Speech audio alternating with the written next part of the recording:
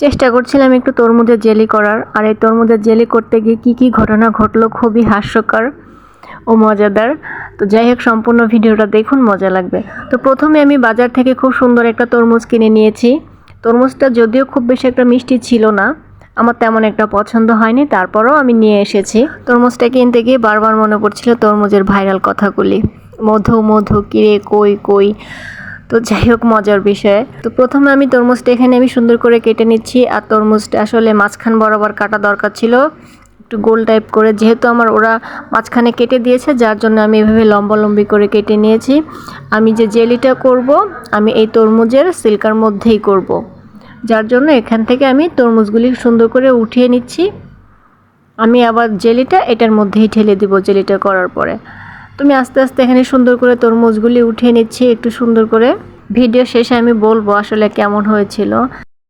তো এখন আমার তরমুজগুলি এখান থেকে উঠানো শেষ। আমি এখন তরমুজগুলি সুন্দর করে একটু ব্লেন্ড করে নিব। তারপর আমি একে একে সবগুলি তরমুজ এখানে আমি ব্লেন্ড করে নিচ্ছি। আর এখানে খুব বেশি একটা ব্লেন্ড করার দরকার হবে না, যেহেতু তরমুজ হচ্ছে অনেক নরম। তো ব্লেন্ড করার পর আমি সুন্দর করে ছেঁকে নিয়েছি। ছেঁকে দেন হচ্ছে আমি এখানে তরমুজের জুসটা জাল করে নিব। তো দেখুন কত সুন্দর লাগছে, কালারটা ভীষণ সুন্দর লাগছে। এখন আমি এই তরমুজটা জাল করার সময় এটার সাথে আমি দিয়ে দিব আগার আগার পাউডার। এই আগার আগার পাউডারটাই হচ্ছে আপনি যে কোনো ফলের জেলি করতে গেলে আপনাকে এই আগার আগার পাউডারটা ব্যবহার করতে হবে। আর এই আগার আগার পাউডারটা আপনি যে কোনো মুদির দোকান অথবা সুপার শপে পেয়ে যাবেন। তো আমি আগার আগার পাউডারটা দিয়ে দিয়েছি। এখন আমি দিয়ে দিচ্ছি পরিমাণ মতো কিছুটা চিনি। আমার যতটুকু চিনি দরকার হবে আমার স্বাদ অনুযায়ী আমি এখানে চিনিটা দিয়ে দিচ্ছি। তা আমি মোটামুটি 2 কাপের মতন চিনি দিয়েছি।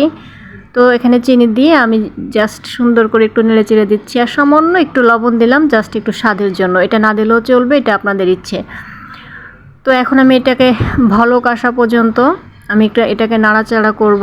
বেশ সুন্দর লাগছে কিন্তু কালারটা দেখতে, আসলে করতেই ভালো লাগে। তো আমার এখন তরমুজের জুসটা জাল করা শেষ। আমি এটাকে একটু হালকা ঠান্ডা করে আমি তরমুজের মধ্যে এটাকে এখন ঢেলে নিব সুন্দর করে। তরমুজের শেপের মধ্যে করলে দেখতে সুন্দর লাগে, বাচ্চারা খেতেও খুবই পছন্দ করে, একটু অন্যরকম অরিজিনাল তরমুজের মতো লাগে। এটা আপনি যে কোনো একটা বোলে অথবা ডিশেও করতে পারবেন, জেল টাইপের আপনার যে বাটিগুলো থাকে ওইখানে। তো এইটাকে আমি এখন 3-4 ঘন্টার জন্য ফ্রিজে রেখে দিব। তো আমি এখানে দেখুন আমারটা হয়ে গিয়েছে। আমি 3 ঘন্টা পর আমি আমার তরমুজটা বের করে নিয়েছি। এখানে দেখেন সম্পূর্ণ একটা জেলি আকার এটা হয়ে গিয়েছে, এটা কিন্তু শক্ত হয়ে গিয়েছে। তো আমি এখন এটাকে কাটবো আর কেটে খেয়ে দেখবো এটা স্বাদ কেমন হলো। আমার মেয়ে তো অপেক্ষা করছে পাশে বসে যে আম্মু তাড়াতাড়ি কাটো। ও ফ্রিজে রাখার পরে যে কীরকম করতেছিল, 10 মিনিট পর পর গিয়ে চেক করতেছিল যে আম্মু হয়েছে। তো দেখুন দেখতে কিন্তু বেশ ভালোই লাগছে।